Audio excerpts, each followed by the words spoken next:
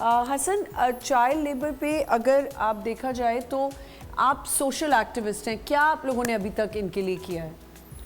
देखिए हम लोग तो नॉर्मली देखें, अगर मैं नॉर्मल लाइफ की बात करूं, हम लोग तो ये सारी चीज़ें एक्सेप्ट कर चुके हैं जी। हम अगर किसी सलून पे जाते हैं, नाई की दुकान पे जाते हैं, एक बच्चा जो है झाड़ू दे रहा होता है और उसकी उम्र जो है वो बहुत कम होती है जी। और हम नॉर्मल उसको लेते हैं। हम अगर गाड़ी मोटरसाइकिल ठीक करवाने जा रहे हैं तो वहाँ पे जो छोटा होता है वो भी एक कम उम्र बच्चा होता है। कम उम्र होता है। मैंने भी ये शुरू में कहा कि मैकेनिक्स की शॉप्स पे, स्टोर्स की शॉप पे, और वो मैकेनिक उसको मार भी रहा होता है, डांट भी रहा होता है, गाली भी बक रहा होता है, सारी चीज़ें, चाय भी मंगवा रहा होता है और हम लोग जो है उसके साथ एडजस्ट कर चुके हैं।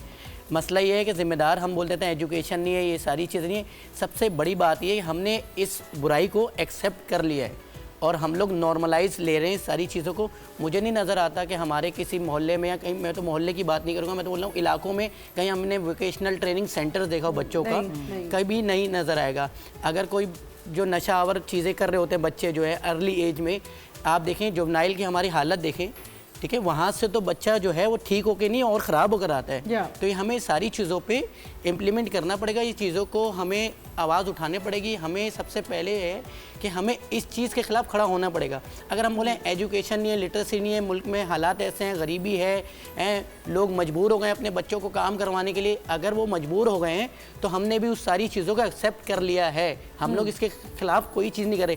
आज तमाम NGOs, जितनी भी NGOs हैं, मुझे बता दें कोई NGO है जो बच्चों के लिए काम कर रही है? हाँ, वो सड़कों पे खाना खिला रहे हैं, वो पता नहीं क्या क्या चीज़ें कर रहे हैं, लेकिन मुझे नहीं नज़र आता कि ऐसे बच्चे के लिए काम कर रहे हैं जो बेचारा सड़क पे रोज़ाना इस सिलसिले में निकलता है कि आज मुझे घर पे कुछ पैसे कमाने के लेकर आने, और अगर वो नहीं लेकर आता तो उसका बाप उस पर तशद्दुद करता है, उसकी माँ उस पर तशद्दुद करती है, वो रोड पर तशद्दुद बर्दाश्त कर रहा है। आप देखें ना, आप किसी भी सिग्नल पर रुकें, एक वाइपर लिया वो बच्चा होगा, वो आपकी गाड़ी के शीशे पर वाइपर मारेगा और आप उसको गाली देके हटा देंगे या डांट के हटा देंगे। यही बात करती फातिमा, आपको इसमें इंक्लूड करूंगी कि ये जो माफियाज भी तो बन गए ना, ये माँ बाप ही लेके आते हैं। Exactly. आप जो एजुकेशन पे आप पहले बात कर रहे थे, जो हम ब्रेक पे जाते तो आइडिया इज कि आप अगर प्राइमरी सोशलाइजेशन जिसे कहते हैं कि आप इट बिगिंस एट होम।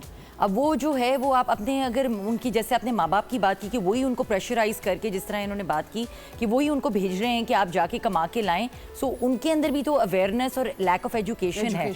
और वो भी क्यों है? Because they are a product of their society and they are victims of victims.